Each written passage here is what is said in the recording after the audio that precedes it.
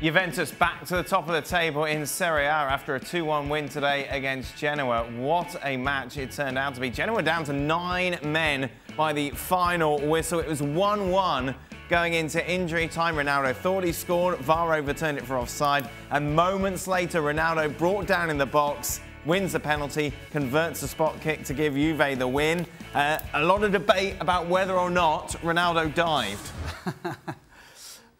No, he didn't dive. I do believe there was contact, and at the end of the day, it was dumb defending. You know, he stands you up in your own penalty box. The only thing you can do is stay between him and the goal, and do not throw a leg in. And what did the defender do? He threw a leg in. Ronaldo ran straight into it. It's a penalty kick. Do you know what a lot of debate constitutes? 3 individuals watching a game in a room, and one of them shouting, "He's dived!" Well, if there's no contact. Look at social media would suggest the debate is wider than our television viewing office. Penalty for you? Yes. No question? Yes. No doubt? No, I mean, well, there's always a doubt. Well, not really. I'll tell you, put it this way. I think it was the referee, when it happened, yep, in a split second, the referee went penalty. Right. So, and they're always right. So straight away, you know, it's going to have to be there's going to have to be a huge gap between his leg and the guy's toe for the ref to cancel it, and there's not. And in fact, there is contact, and it's a penalty kick. By the way, Serie A's doing my head in at the moment with the VAR, and everybody. This has got to be the worst league in the world for complaining to officials when a VAR decision is being adjudicated, and they're all surrounding the referee, and they're all at the technical area, and it takes an age to clear them. And then Ancelotti, when his game was off, and then he gets sent off, and it was like, oh my God, all this kind of nonsense. We'll talk about Napoli in a moment. Jules, penalty for you? Oh, sorry. I'm not so sure. I'm not as sure as the boys that it was not a dive and that Ronaldo, there was really contact there. I think the fact that it was in the 96th minute against the Genoa team, as you said, who had played for 30 minutes with 9 men against 11 before Rabiot got sent off himself to make it 10 against 9. And I thought Juve were, again, quite underwhelming, to be fair. Same against Lecce at the weekend, again tonight, this time at home.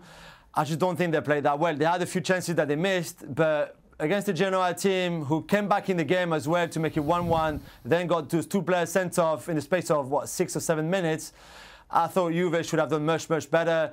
And, I mean, in the end, there was a feeling when you were watching the game, you knew how it will end anyway, that they would get a good call at some point towards the end, and they did, and Ronaldo then scored that penalty, and it was actually, you know, it was a good pen, but the keeper, the Genoa keeper, dived the right way as well, and could have easily saved it. So good for Juventus, but I still think there's a long, long way to go for Sarri with that team. Meanwhile, more controversy in Italy today. In the early game, Napoli taking on Atalanta. This one finished 2-2.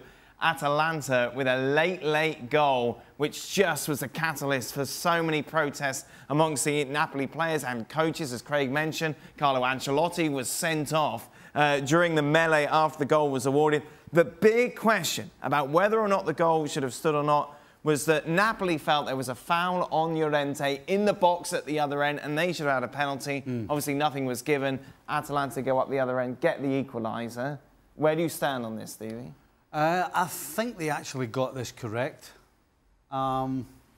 Llorente was about to be fouled, in my opinion. The defender actually had taken his eyes off the ball. The ball was going over the defender's head. He's turned and he's running at Llorente.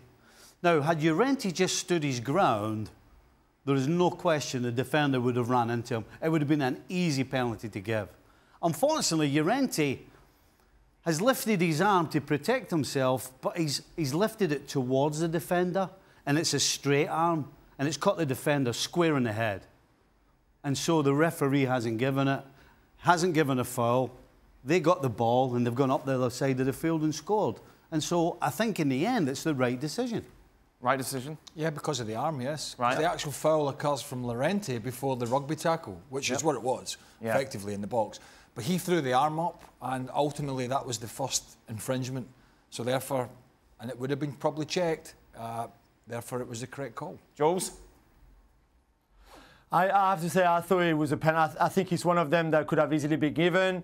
I know they checked it on VAR and didn't think that there was a foul, like the boys explained. Watching it, at speed, I thought, in normal speed, I thought it was a pen, and I thought Napoli were being unlucky not to get that one. It doesn't explain how they switched off, and Atalanta went on the other side straight after and scored that second goal to make it 2-2.